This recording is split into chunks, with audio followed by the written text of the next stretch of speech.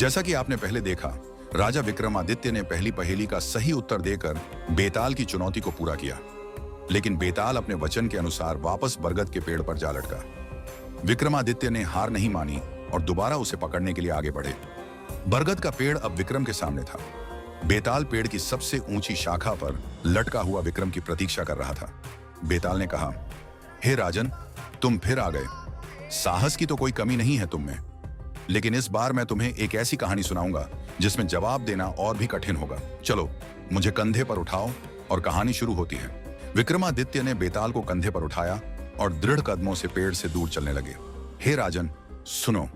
एक बार की बात है, कांची नाम के एक राज्य में एक चमत्कारी मूर्ति थी। यह मूर्ति धन की देवी लक्ष्मी की थी और कहा जाता था कि जो कोई इसे पूजा में शामिल करता, उसके राज्य में कभी गरीबी नहीं आती। लेकिन उस मूर्ति को चोरी करने की बहुत कोशिशें हो चुकी थीं। राज्य का राजा धर्मपाल हमेशा मूर्ति की रक्षा के लिए सतर्क रहता था। उसने अपनी रक्षा के लिए एक सबसे भरोसेमंद सेनापति विक्रम को इस जिम्मेदारी के लिए चुना।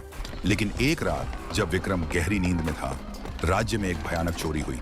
मूर्ति गायब हो गई। राजा को यह सुनकर बड़ा झटका लगा। उसने विक्रम को तुरंत दरबार में बुलाया और उसे कहा, तुम मेरी रक्षा के सबसे बड़े प्रहरी हो। यह मूर्ति तुम्हारी निगरानी में थी। अब इसे खोजकर वापस लाओ, वरना तुम्हें मौत की सजा दी जाएगी।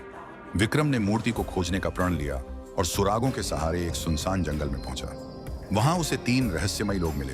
वे तीनों आपस में झगड़ रहे थे कि मूर्ति किसकी होनी चाहिए। पहला व्यक्ति एक साधु था।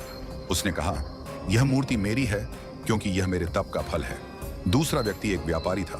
उसने कहा, यह मूर्ति मेरी है क्योंकि मैंने इसे सोने से बनवाया और इसे मंदिर में दान दिया है। तीसरा व्यक्ति एक चोर था। उसने कहा, यह मूर्ति मेरी है क्योंकि मैंने इसे अपनी चालाकी और साहस से चुराया है। अब विक्रम ने उस मूर्ति का असली मालिक तय करना था। उसने किसे मूर्ति सौंपी? अब तुम बताओ हे राजन, विक्रम का सही निर्णय क्या होगा? किसे मूर्ति दी जानी चाहिए थी?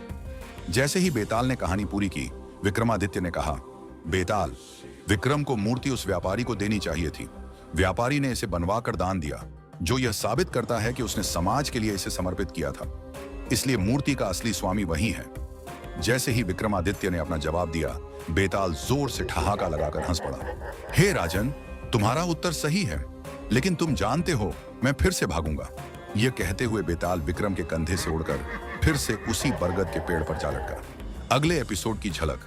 विक्रमादित्य के लिए पेड़ के नीचे एक नई बाधा उनका इंतजार कर रही थी। एक भयानक राक्षस जिसकी आंखें अंगारे जैसी लाल थीं और जिसकी गरजती आवाज जंगल को हिला रही थी। क्या विक्रमादित्य राक्षस को हरा पाएंगे? क्या वह बेताल को पकड़कर अपनी कोशिश जारी रख पाएंगे? जाने के लिए जुड़े रहें अगले एपिसोड में। लाइक, सब्सक्राइब और कमेंट करें कि आप अगला भाग कब देखना चाहेंगे।